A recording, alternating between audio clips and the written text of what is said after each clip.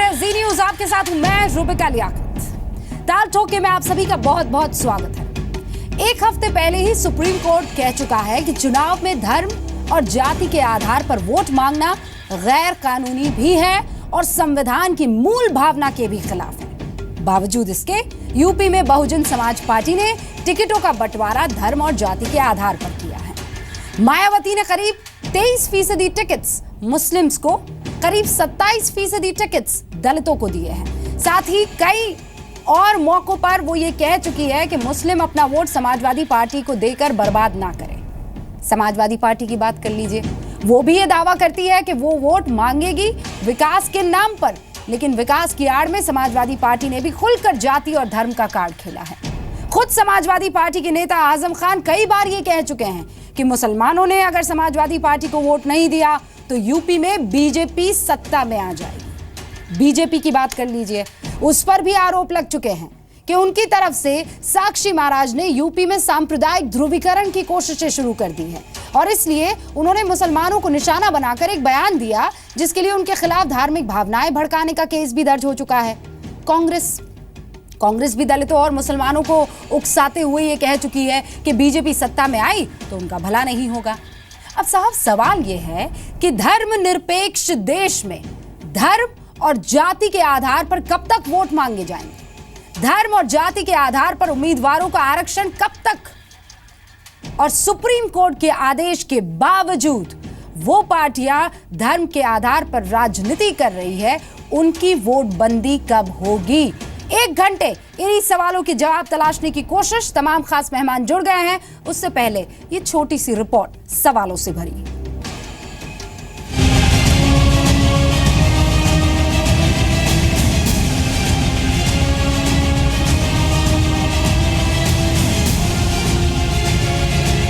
$87 ticket अकेले दलित वर्ग के लोगों को ही दिए।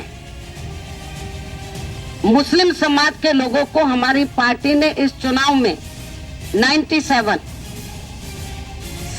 टिकट दिए हैं। अकेले मुस्लिम व दलितों का वोट मिलने से ही वहां बीएसपी के उम्मीदवार चुनाव जरूर जीत जाएंगे, बशर्ते यदि मुस्लिम समाज के लोग उन सीटों पर अपना वोट सपा के इन दोनों खेमों को वे कांग्रेस पार्टी को भी देकर बांटे ना। तो हम जिम्मेदार नहीं हैं, जिम्मेदार वो हैं जो 4 बीवी और 40 बच्चों की बात करते हैं। हम कहते हैं 4 बीवी 40 बच्चे नहीं चलेंगे। अगर मैं खुलकर कहूं कि मुसलमान इस वक्त सबसे ज्यादा अगर कोई फिक्रमंद है इन हालात से, तो वो मुसलमान है। उन्हें मालूम है कि अगर समाजवादी पार्टी कमजोर होती है तो भारतीय जनता पार्टी मजबूत होगी। अगर उनका वोट बढ़ता है तो भी उसका फायदा भाजपा को पहुंचेगा। धर्म के नाम पर राजनीति कर रही है बहुजन समाज पार्टी और समाजवादी पार्टी और कांग्रेस पार्टी। और बहुजन समाज पार्टी जब लिस्ट जारी करती है तो कहती है हमने इतने मुसलमान दे दिए। ये संदेश क्या देना चाहते हैं? हम उत्तर प्रदेश के अंदर विकास और सुशासन के मुद्दे पर चुनाव में जा रहे हैं। हम चाहते हैं कि भाजपा की बढ़त रुकनी चाहिए। दुर्भाग्यपूर्ण है कि सपा और बसपा इस खतरे को उतनी गंभीरता से स्वीकार करने को तैयार नहीं है और उनकी एकता के अभाव में बीजेपी बढ़त बढ़ाए हुए है। In UP, what we need today is to stop the BJP. This will be dangerous to India and India's future. The most populous state of India, Uttar Pradesh, BJP should not get a foothold there. ताल ठोक के आज का पहला सवाल, चुनाव में धर्म का धंधा कब तक? दूसरा सवाल, कब तक होगा धर्म के आधार पर उम्मीदवारों का आरक्षण? तीसरा सवाल, सुप्रीम कोर्ट के फैसले का सम्मान कब करेंगी पार्टियां? और ताल ठोक के आज का चौथा सवाल, चुनाव को कम्युनल बनाने वालों पर एक्शन कब?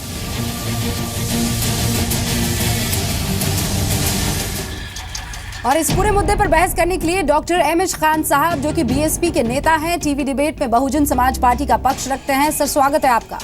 नवेद सिद्दीकी साहब, जो कि समाजवादी पार्टी के प्रवक्ता हैं, मशहूर रेडियो जॉकी भी रह चुके हैं। सर स्वागत है।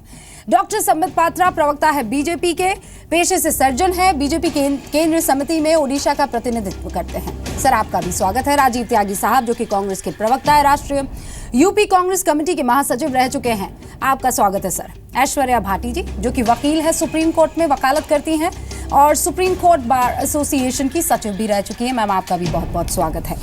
आप सबके पास, ऐश्वर्या जी आपका मेरा लेकर सवाल अलग होगा, लेकिन जितनी भी पार्टी के रिप्रेजेंटेटिव्स यहाँ पर जुड़े हुए हैं, आप सबसे मैं एक बात कह देती हूँ, आपको 1.5 मिनट का मौका मिलेगा।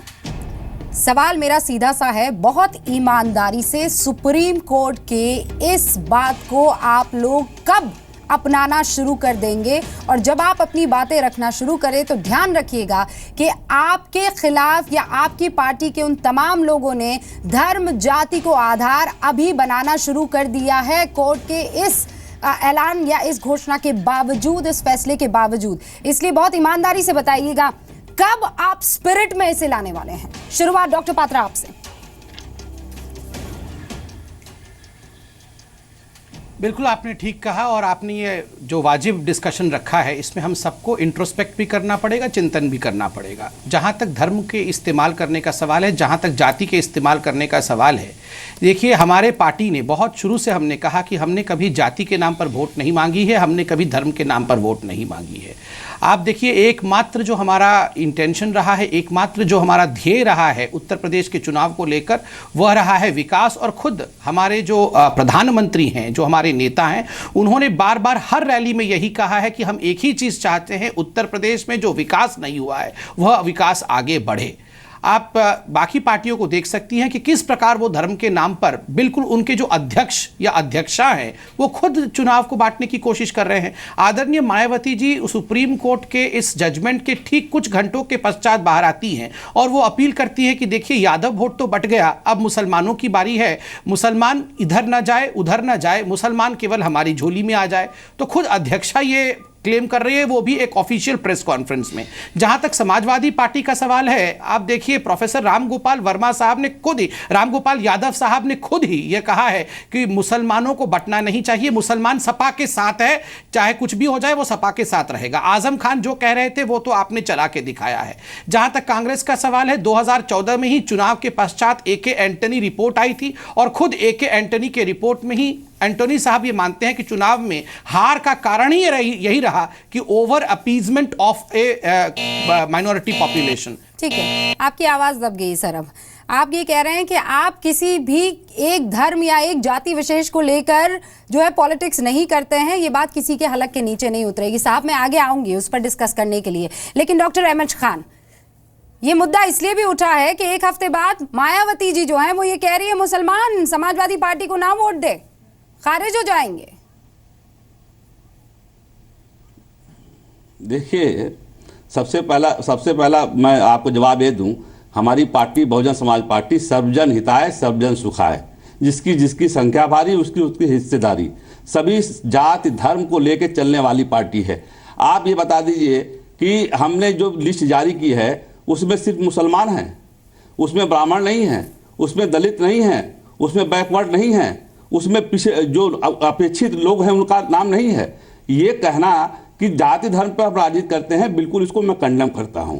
आप देखिए भारतीय जनता पार्टी कहाँ नारा लगाती है, आपके साक्षी एक हैं, साक्षी एमपी, वो क्या नारा देते हैं, उनके एक वर्मा जी हैं एमपी दिल्ली में, वो क्या नारा देते हैं, मुसलमानों को टारगेट बनाते हैं कि मुसलमानों को 40 बच्चे पैदा नहीं करना चाहिए। अपने बच्चे पैदा करने की बात नहीं करते हैं, मुसलमानों को 40 बच्चे पैदा नहीं करना चाहिए। आज मैं चैलेंज करता हूं पूरे हिंदुस्तान में कोई एक मुसलमान अगर 4 बीवियां रखे हो तो मैं राजनीति छोड़ दूंगा। ये धर्म जात की राजनीति करते हैं, बहकावे की राजनीति करते हैं, इनके पास कोई मुद्दा नहीं है।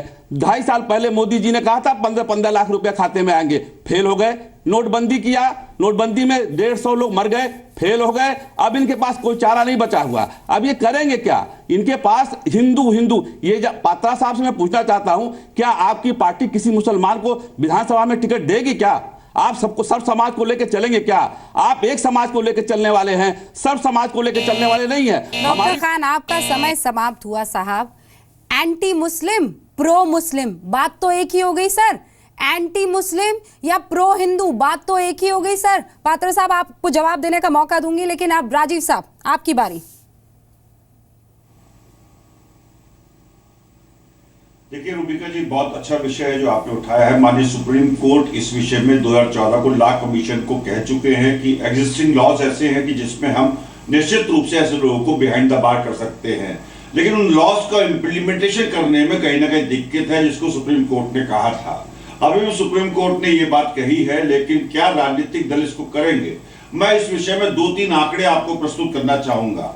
देखिए, जो विनेबिलिटी है, चुनाव में जो विनेबिलिटी है, अगर कोई व्यक्ति जिसपे आपराधिक केस नहीं है तो टोटल जो कैंडिडेट लड़ रहे हैं उसमें 10% लोग बाग ऐसे जीतते हैं, और जिन पे क्रिमिनल केस है उसमें 20% लोग बाग जीतते हैं, और जिन लोगों ने हेट स्पीचेस दी हैं उसमें 30% लोग बाग चुनाव जीतते हैं। तो इसका मतलब यह है कि हेट स्पीच देने वाले लोग बाग की चुनाव में जीतने की स्थिति ज्यादा होती है, पहली बात। दूसरी बात जो बहुत महत्वपूर्ण है, लेटेस्ट आंकड़े जो विभिन्न लोकसभा उम्मीदवारों ने दिए थे उसके हिसाब से जीत के आए हैं पार्टियों के 28 सदस्य ऐसे हैं भारतीय जनता पार्टी के जिन्होंने हेट स्पीचेस दी हैं, जो लोकसभा में अभी भी हैं।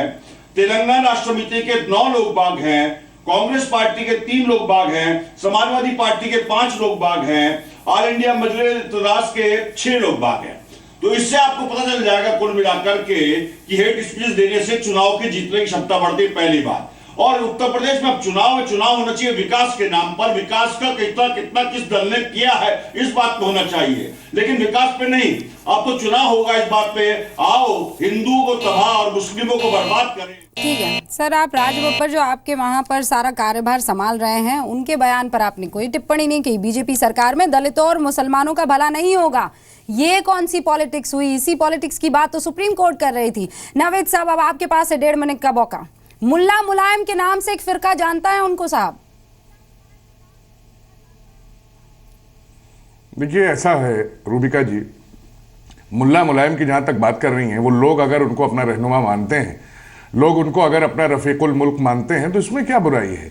लोगों को लगता है, उनके ऊपर लोगों को भरोसा है, उनके ऊपर विश्वास है, और समाजवादी पार्टी के ऊपर भरोसा है लोगों को, इसलिए लोग साथ आते हैं। और मुलायम सिंह जी तो हमेशा यही कहते हैं कि हयात लेके चलो, कायनात लेके चलो तो सारे जमाने को साथ लेके चलो। वो किसी एक की बात हम लोग नहीं करते हैं। आज की तारीख में जो चुनाव होने जा रहे हैं, हम लोग विकास की बात कर रहे हैं, डेवलपमेंट की बात कर रहे हैं। डेवलपमेंट हमारा अखिलेश यादव जी का मेन मुद्दा है, तो अखिलेश जी का है डेवलपमेंट, आज हम उसकी बात कर रहे हैं। लेकिन अब जरा आप देख लिए सुप्रीम कोर्ट, माननीय सुप्रीम कोर्ट का जो फैसला है उसका हम सबको सम्मान करना चाहिए। नंबर 1, भारतीय होने के नाते, एक हिंदुस्तानी होने के नाते हम सबको सम्मान करना चाहिए। लेकिन अभी जो उनका फैसला आता है कोर्ट का, उसके बाद आप देख लिए किस तरह का एक ओछी मानसिकता, एक छोटी मानसिकता, एक गिरी हुई मानसिकता का एक इंसान खड़ा होता है और आपस में किस तरह बांटने की कोशिश करता है मुल्क को, और मीडिया उसे बार बार दिखाता है। अफसोस की बात यह है कि उनके दल का मुखिया जो है उनके ऊपर एक्शन नहीं लेता। क्यों? क्योंकि उन्होंने उनको छोड़ रखा है कि हम बात करेंगे विकास की, हम बात करेंगे 125 करोड़ लोगों के साथ की, और तुम धीरे धीरे ये बातें करते रहो, हम तुम्हारे सर पे हाथ रखे रहेंगे।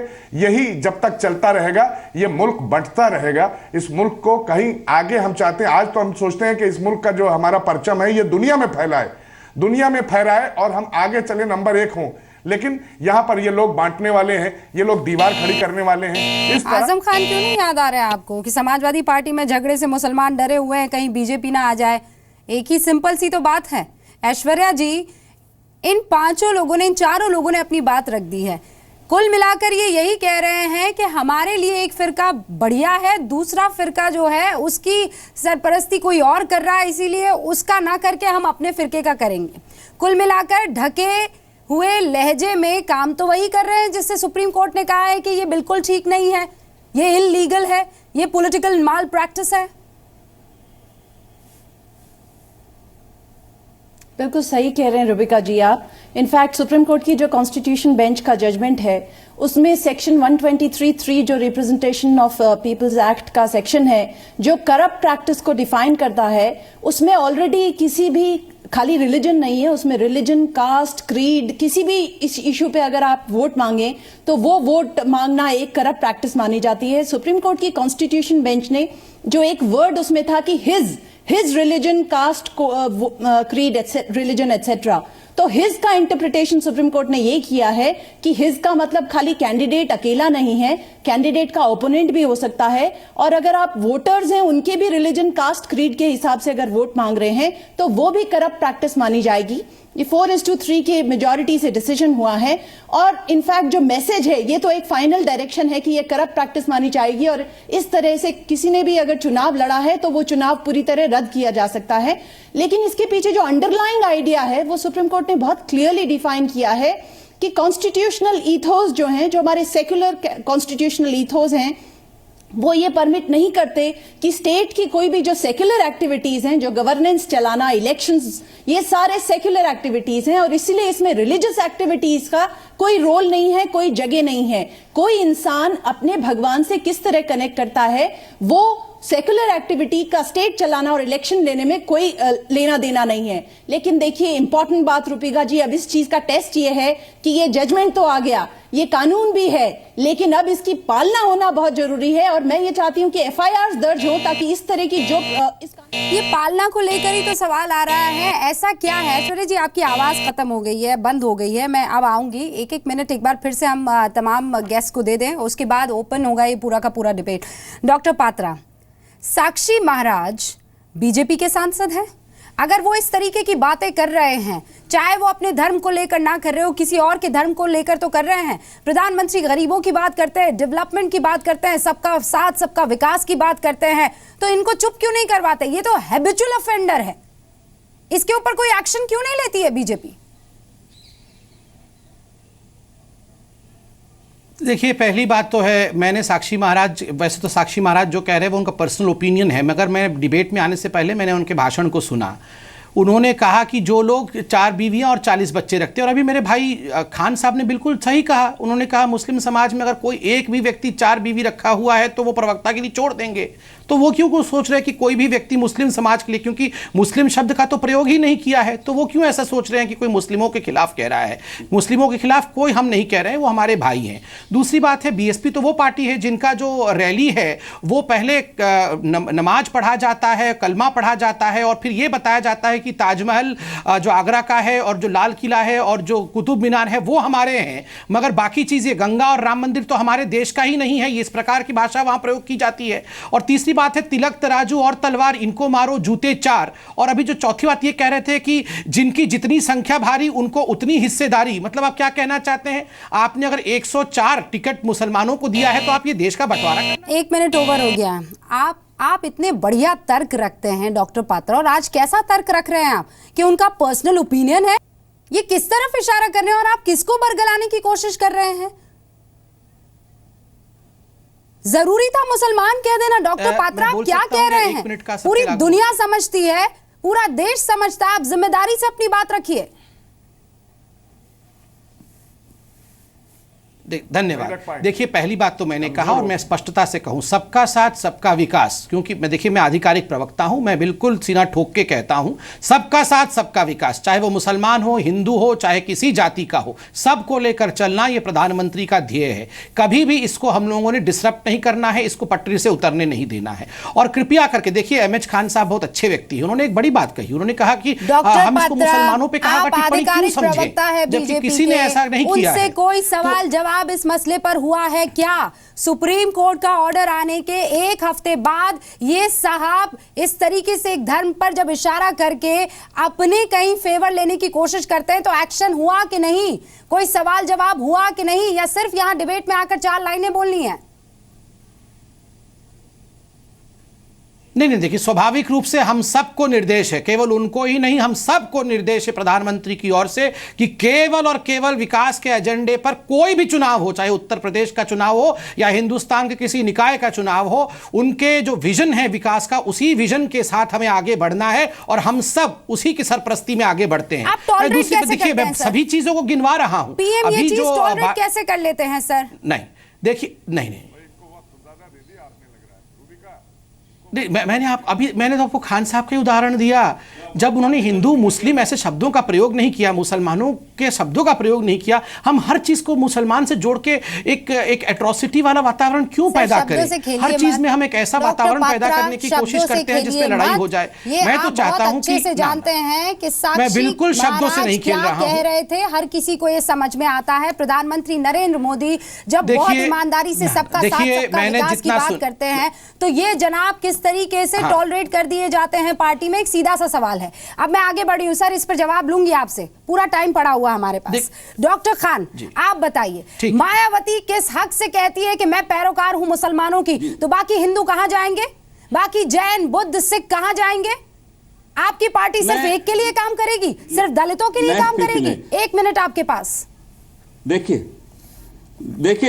देखिए मैं सबसे पहले संबित पात्रा जी का जवाब दे दूं। नहीं सर, मेरे सवाल का जवाब। पहचानते हैं कभी नहीं पहचानते हैं। देखिए मैं आपको सवाल का जवाब दे रहा हूं। देखिए मैं कह रहा हूं भारतीय जनता पार्टी कहती है चोर से चोरी करो और सास से कहती है जागती रहो। आप ये बताइए, आप साक्षी जी ने जो कहा उस पर इनका कोई स्पष्ट मत नहीं आ रहा है। साक्षी जी ने इतनी गंदी बात कही, साक्षी जी के ऊपर कोई एक्शन नहीं लिया जा रहा है। इसका मतलब भारतीय जनता पार्टी, नरेंद्र मोदी जी और अमित शाह जी सब इनके साथ खड़े हैं। दूसरी बात यह कि आप मुस्लिम कर रही हैं। आप हमारी लिस्ट में देखिए ना, ब्राह्मण भी है, वैश्य भी है, श्रीवास्तव भी है, सारे समाज के लोग हैं, सब समाज के लोग हमारी लिस्ट में हैं जिनको मैं सत्ता की भागीदारी देना बहन जी चाहती हैं। दूसरी बात यह है कि ये बोले तिलक तराजू की बात कर रहे हैं, ये जय श्री राम का नारा नहीं लगाते हैं। ये जय राम मंदिर हम वहीं बनाएंगे, रामलला हम आएंगे, सबका सर कटवाएंगे, दंगा फैलाएंगे। और इनके राष्ट्रीय अध्यक्ष अमित शाह जी ने बिहार में जाके नहीं कहा कि अगर ये लालू यादव और नीतीश कुमार जीत जाएंगे तो पाकिस्तान। आपने मेरे सवाल का सीधा सा जवाब नहीं दिया। आपने अगर सबको दिया है मौका, सबको उम्मीदवारी दे रखी है, तो स्पेशली मुसलमानों का जिक्र क्यों करना पड़ता है मायावती को? आपकी लिस्ट में यादव है साहब?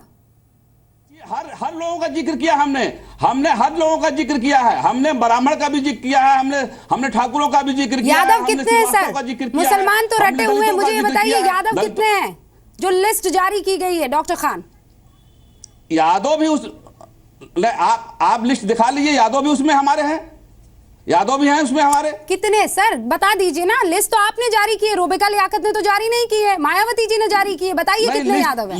लिस्ट बराबरी की है? लिस्ट हमारे पास लिस्ट अभी नहीं है। नहीं बराबरी की नहीं, जो वंचित लोग हैं मैं उनको पहले देखूंगा। जो समाज से वंचित लोग हैं जिनको सत्ता में भागीदारी नहीं मिली है उनको मैं देखूंगा। मैं कहती हूँ देश की पूरी जनता वंचित है, इसमें मुसलमान दलित कहां से आगे है? आप मुद्दों पर क्यों नहीं लड़ते? बिल्कुल सब आप समाज धर्म और जाति पर क्यों लड़ते हैं? समाज के लोग मुद्दों पर तो आ ही रहे हैं। नहीं आ रहे सर, आप मुद्दों पर नहीं आ रहे। क्या यहाँ पर अगर एक पार्टी हिंदुओं की बात करती है तो आप मुसलमानों की बात करते हैं, कोई मुद्दों की बात नहीं करता है।